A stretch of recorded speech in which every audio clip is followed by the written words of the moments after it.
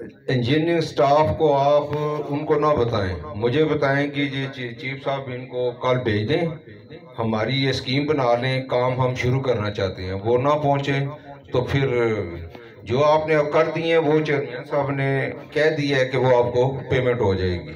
ठीक है ना? Thank you.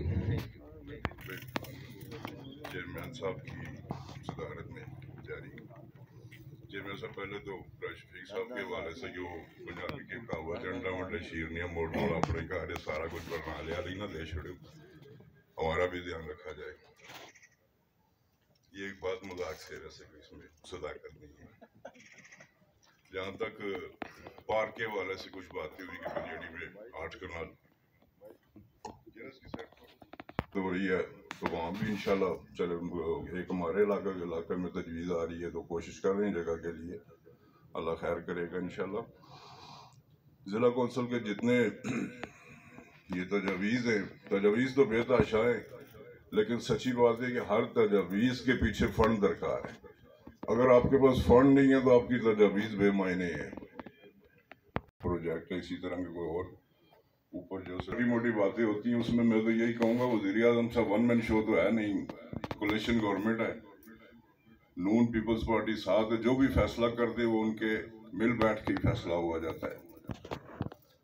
मेरी तो इसमें भी यही तजवीज़ है कि हर मेंबर ज़िला कौंसिल अपने अपने MLAs पे प्रेशर डाले, दबाव डाले कि वो वज़ीर-ए-आज़म साहब से कहें कि वो बलदियाती इदारों को बहाल करें, उनके फंड उनको दें। बाकी जितने भी उनके एक्ट में हमारे सहूलत मौजूद है वो सारी उन्हें करनी चाहिए। छोटे छोटे मिनी डैम चेयरमैन साहब बन जाए ना, उस हवाले से अगर कोई वही बात तजवीज़ में फंड की आ जाती है तो एक तो जब बरसात में या सावन में जो काफ़ी इलाकों में तबाही होती है उन नालों की वजह से, उसमें काफ़ी हद तक रुकावट हो जाएगी।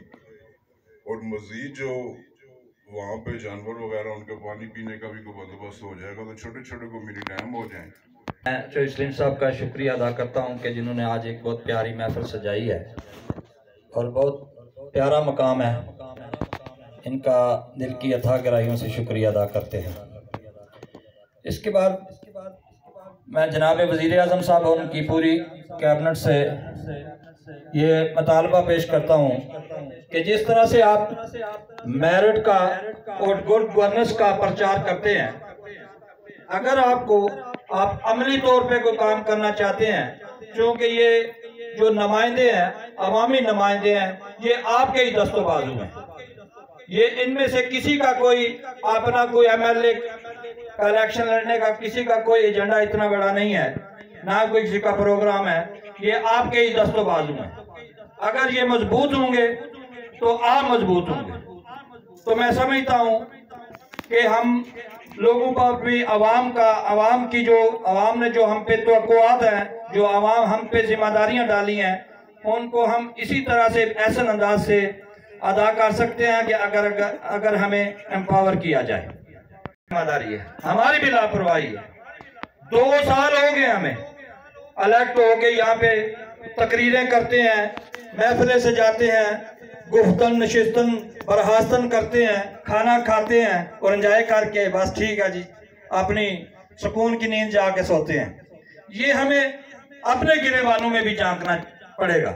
एक जॉइंट अवामी एक्शन कमेटी ने आपके सामने एक मिसाल पेश की है कि जो लोग अपने हक के लिए निकलते हैं, अपने हक के लिए कुर्बानियां देते हैं, आपके हक के लिए स्टैंड करते हैं, वो यकीनन अपने हकों का हासिल करते हैं।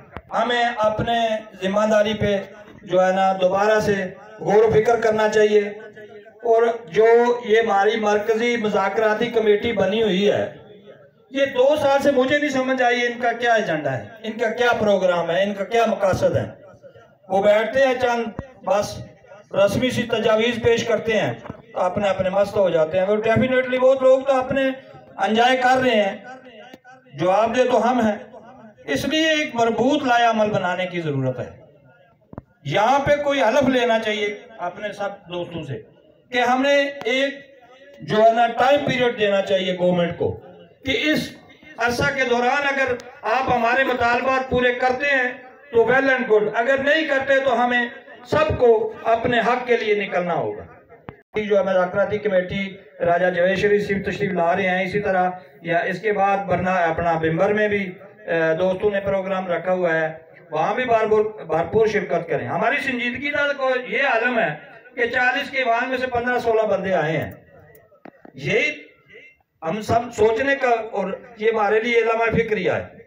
इसलिए आज कोशिश करें कि सारे दोस्त बिम्बर में जो प्रोग्राम है उधर भी बैठे, दोस्तों के साथ मिल के एक मुकम्मल एक जो है ना पैरामीटर्स अपने तय करके उसके बाद उस पर अमली इक़दाम उठाने की जरूरत है। बहुत शुक्रिया जनाब तमाम दोस्तों का।